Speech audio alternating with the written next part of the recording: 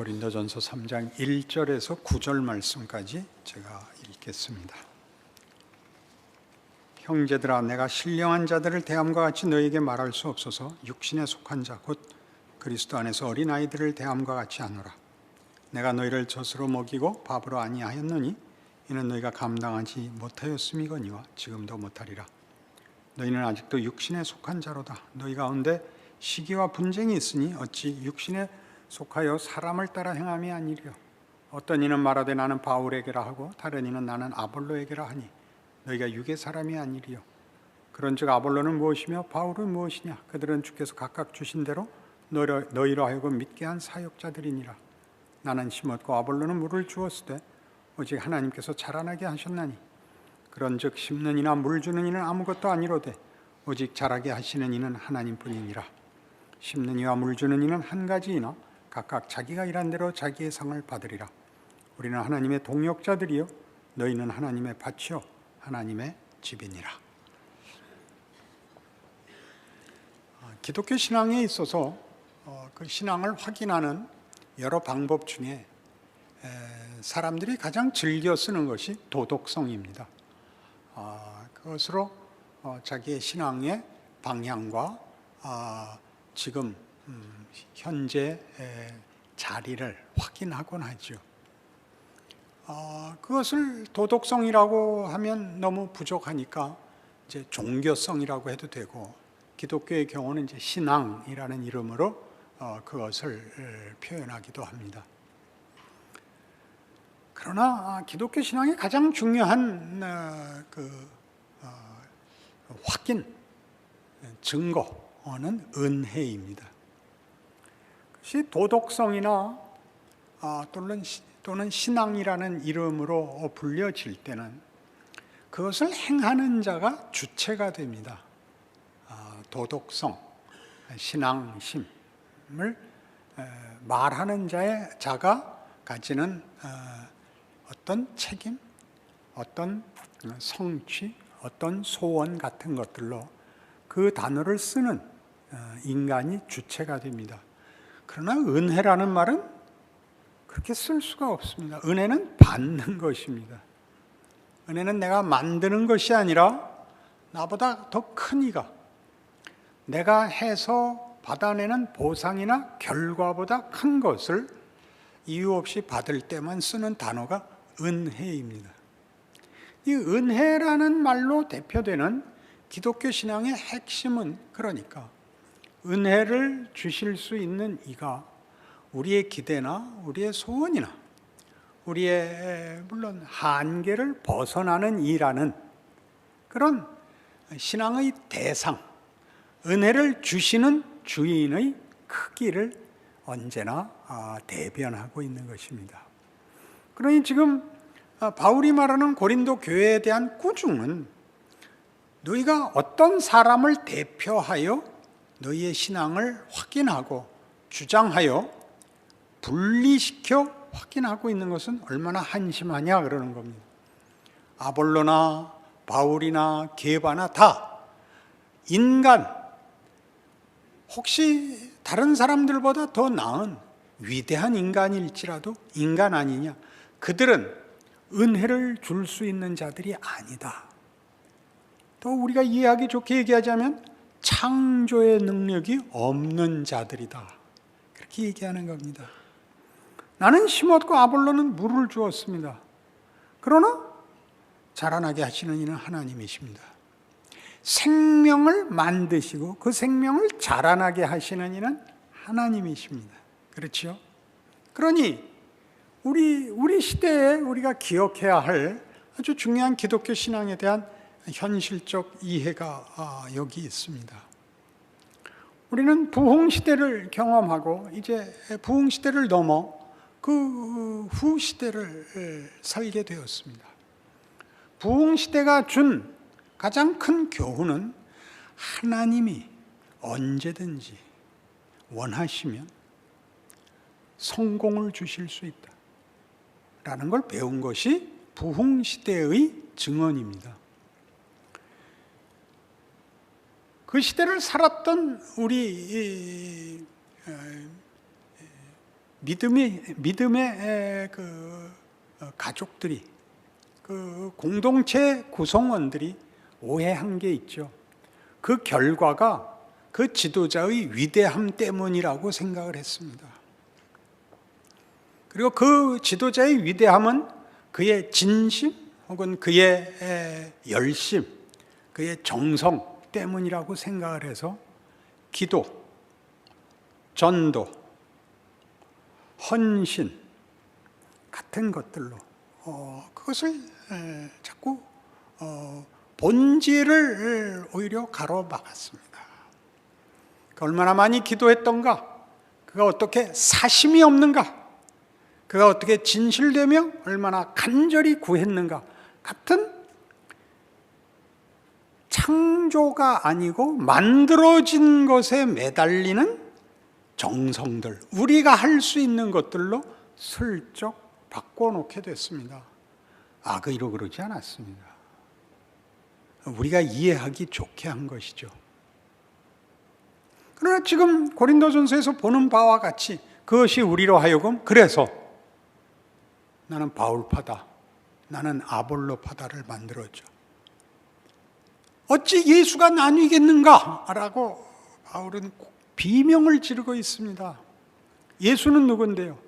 아볼로도, 게바도, 바울도 그의 은혜로 이 자리에 있게 만드신 구원자, 아버지의 뜻을 이루어 우리에게 구원과 복과 승리를 주신 자를, 그 혜택을 받은 자의 이름을 사용함으로써 창조와 은혜의 폭을 제한하고 있다는 사실을 아는가?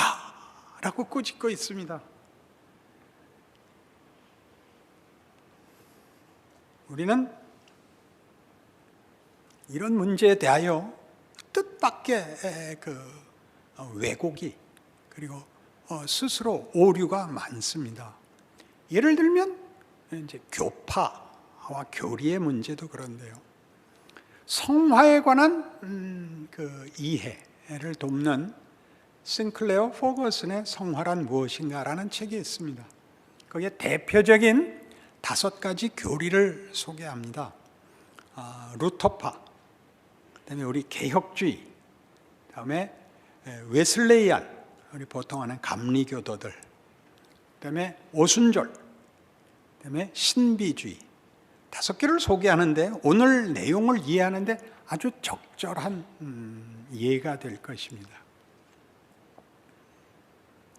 성화란 루터란에 의하면 칭의를 더 깊이 이해하는 것이라고 요약합니다.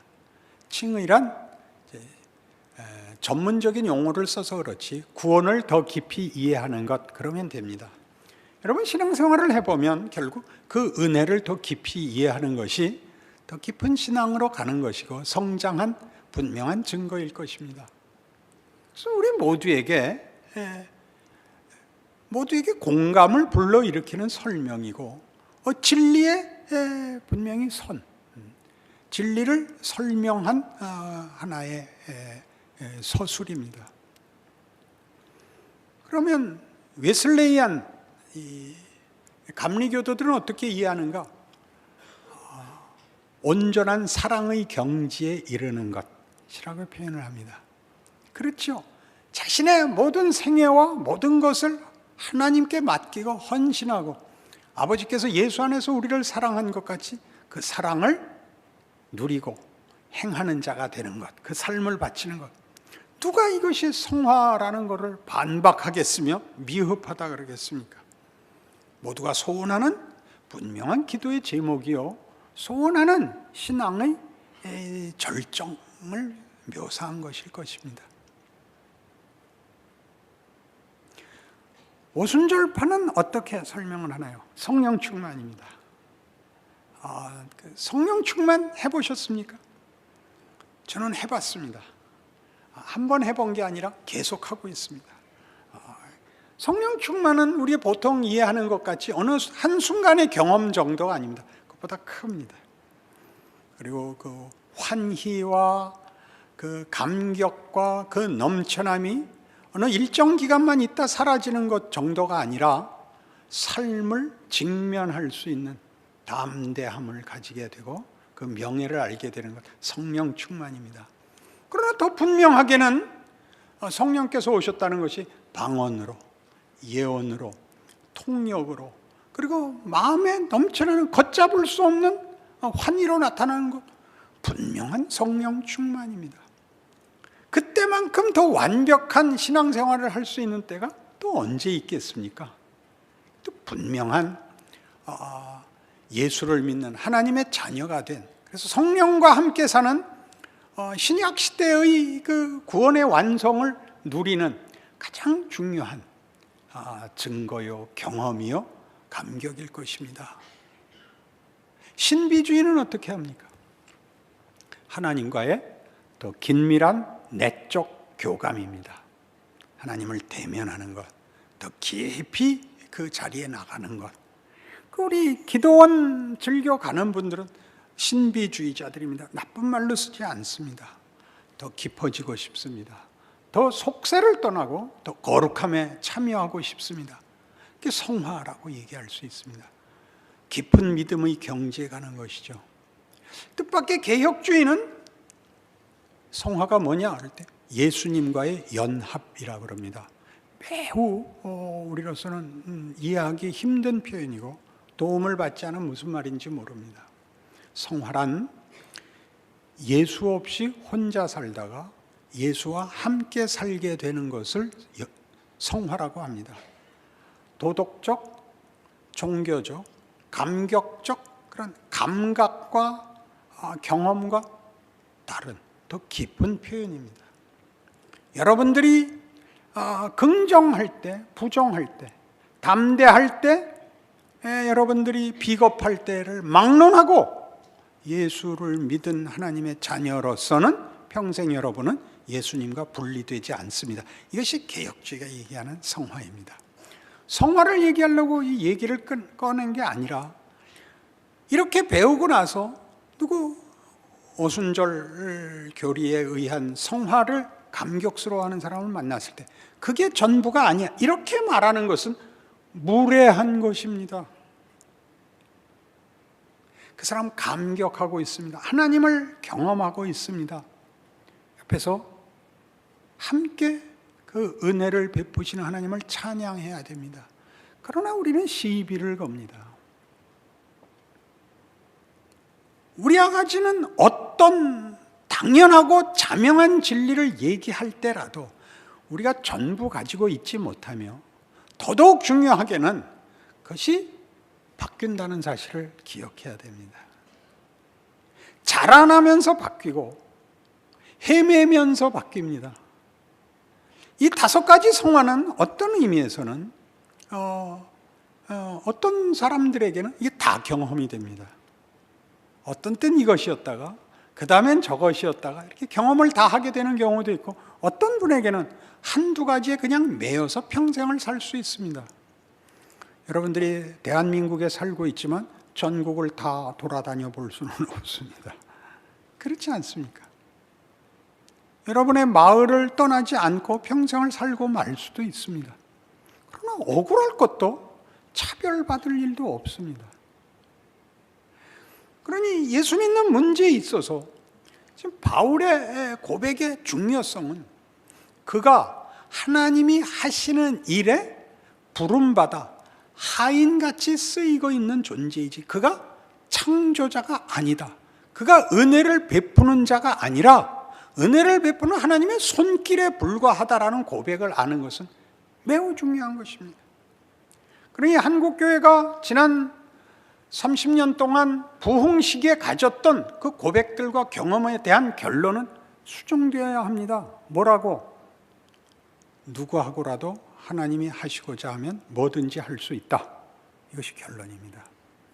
부흥 시대를 빛낸 어른들과 위인들을 우리가 존경해야 되는 건 사실입니다. 그 이유는 하나님이 그 시대에 우리 중에 누구를 통하여 일하셨다라는 것으로 충분합니다. 그리고 하나님이 함께 하실 때 얼마나 큰 은혜가 주어졌는가를 기억하기 위해서 그 이름을 대는 것 영광이고 당연한 우리의 존경이어야 옳습니다. 그러나 그렇게 함으로써 이것이 제한된다면 우리는 우리의 부흥 시대를 왜곡할 것입니다. 그 부흥을 연장하기 위하여 지금도 수단과 방법에 집착하게 됩니다. 저는 종종 제가 그렇게 사용되는 데 대해서 경악을 하곤 합니다. 바울하고 똑같습니다. 야, 내가 뭔데? 그건 하나님만 하실 수 있는 일이란다. 나는 그가 하시는 일에 부름받은 일개 종에 불과하단다. 나한테 매달리지 마라. 은혜를 베풀고 창조주이신 하나님을 봐라. 나에게서 볼 것이 있다면 하나님이 일하고 계시다. 우리 중에 계시다라고 나를 봐라 라고 얘기합니다. 이것은 겸손을 떨 얘기가 아닙니다. 겁을 내지 마십시오. 이 나라의 대통령이 누구냐? 정치적, 경제적, 사회적 안정도가 얼마나 높으냐? 라는 것은 2차적인 문제입니다. 소돔과 고모라는 10명의 의인이 있느냐 없느냐로 운명이 갈리는 것입니다. 이해하시겠습니까? 그런 얼굴을 만드시다니. 예수를 믿는다는 게 무슨 의미인지를 한국교회는 살짝 놓친 것 같습니다. 그 담대함과 위엄이 없어졌습니다. 하나님 일하고 계시다. 그러니까 너희 분파를 만들어 싸우지 마라. 이렇게 간단한 얘기가 아닙니다. 왜 교회에서 뜻이 갈리고 왜 서로 반목해? 한 마음을 가져야지. 이렇게 붙들지 마시고 우리가 자라나는 과정에서 의견의 불일치와 그 불일치가 사활의 문제가 아닌데도 그런 것 같이 구는 사람은 늘 있는 것입니다. 그것까지 다 합쳐서 하나님이 일하신다. 겁먹지 마라 라는 바울의 말에 여러분 귀를 기울이셔야 됩니다. 잘하느라고 그렇습니다. 그리고 잘하려고 해서 그런 일이 생깁니다. 잘하려고 해서 제한이 생깁니다. 분명히 하려고 해서 차별이 됩니다. 그 과정을 여러분들이 겁을 내면 자라나지 못하고 가만히 있어야 됩니다. 아무 일도 없는 것이 답인 그런 생명은 가난한 것입니다. 해보셔야죠. 해보셔야죠. 여러분 자녀를 기르면 자녀들한테 뭘 해보라 그래요? 네가 직접 해봐라 그러죠. 네가 직접 해봐라. 구경만 하지 말고 네가 해봐라. 네 손으로 해봐라. 괜찮다. 자기 걸로 만들어줘야죠.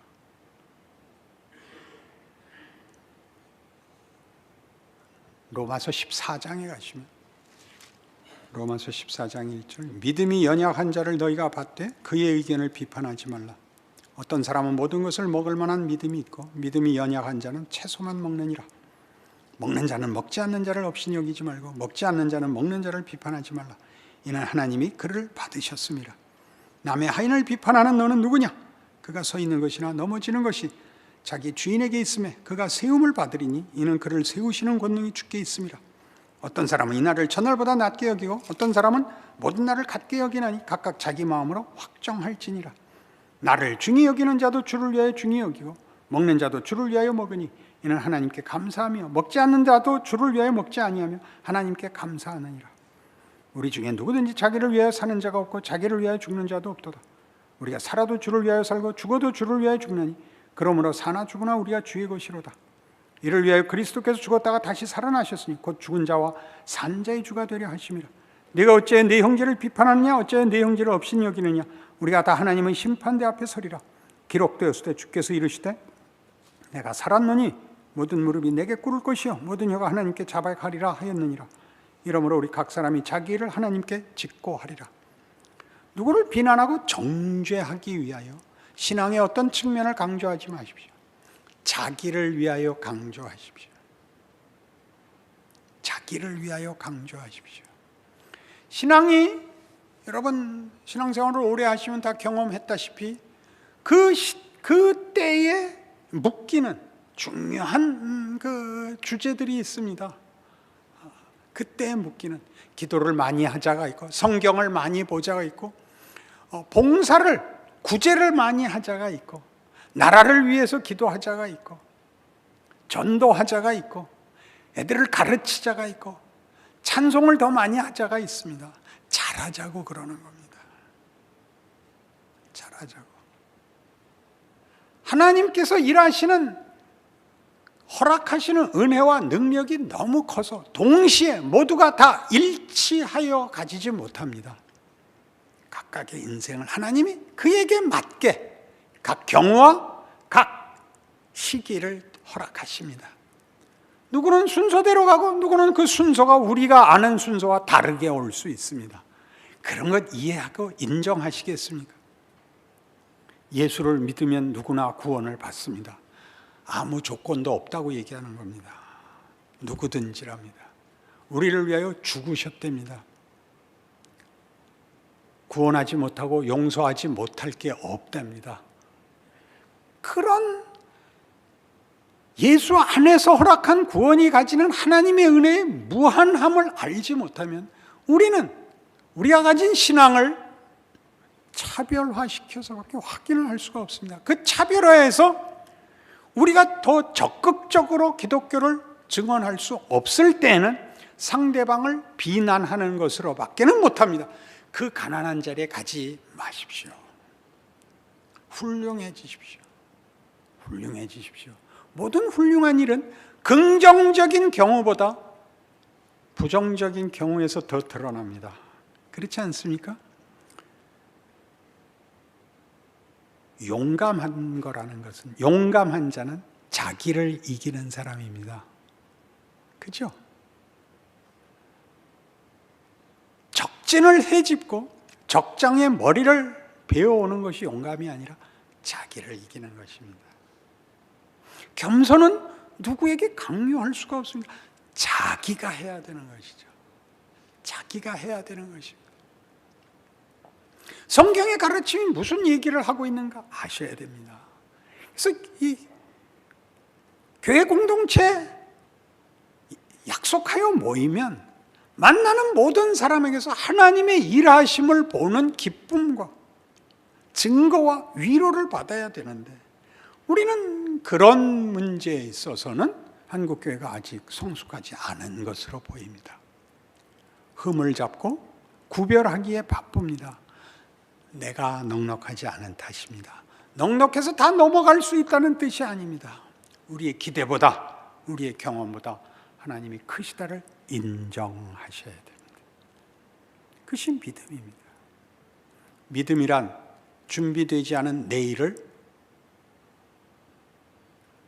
도망가지 않고 맞닥뜨리겠다고 저녁 잠자리에 드는 것입니다.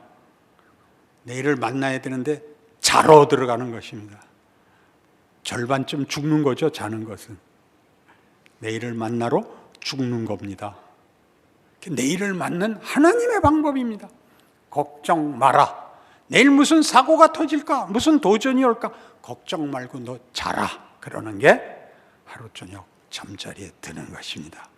오늘 하루 얼마나 후회할 일을 했는가를 다 쏟아붓고 하나님께 아뢰고 정결한 마음으로 잠자리에 들어가는 것이 아니라 걱정 마라. 그러는 확인 속에 내일을 준비하는 믿음의 행위입니다. 이쯤에서는 아멘이 나올 거라고 기대를 했었습니다.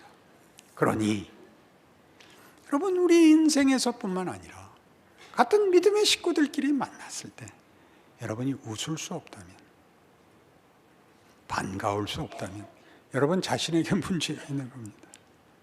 나 너무 큰 고통 속에 있고 나 큰 위기 속에 있어서 웃을 여력이 없어요. 그렇지 않습니다. 여러분 혼자만 어렵지 않습니다. 각각의 인생에 각각의 짐이 있습니다. 인생은 문제가 해결되지 않는 기간을 인생이라고 합니다. 그것이 해결되면 천국에 가 있습니다. 살아있는 모든 사람들이 위대한 사람인 줄 아셔야 되고 전투 중이라는 걸 아셔야 됩니다. 거기서 웃을 수 있는 사람이 위대한 겁니다. 후방에 빠져 있기 때문에 웃는 것이 아닙니다. 다 전투 중에 있습니다. 그러니 여러분, 오늘 말씀을 통하여 교회는 한 마음 한 뜻이어야 돼, 모두 웃어야 돼, 이렇게 강제성을 가지고 묶으려고 들지 마시고 모든 일어나는 일 속에 하나님이 일하시며 하나님이 창조주시다. 그는 자비와 긍휼의 우리의 아버지시다. 무엇이 겁나랴? 어떤 경우 누구를 가지고도 하나님이 왜 그 아들을 십자가에 내주신 하나님이 왜 우리에게 손해보는 일을 하시겠는가? 그가 외면하고 그가 못하실, 사양하실 일이 어디 있는가?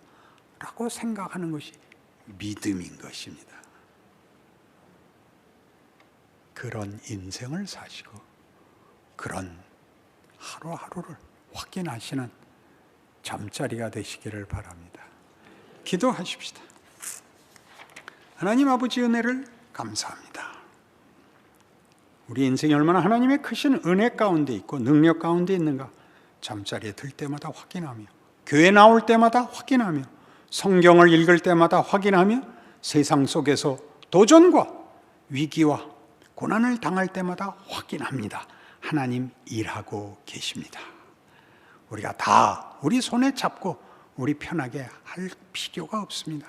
하나님의 능력과 지혜가 우리가 하지 않은, 우리가 심지 않은 것을 먹듯이 하나님께서 생명을 주시고 자라게 하시며 충만케 하시며 기쁨과 자랑과 영광으로 결과하심을 믿습니다.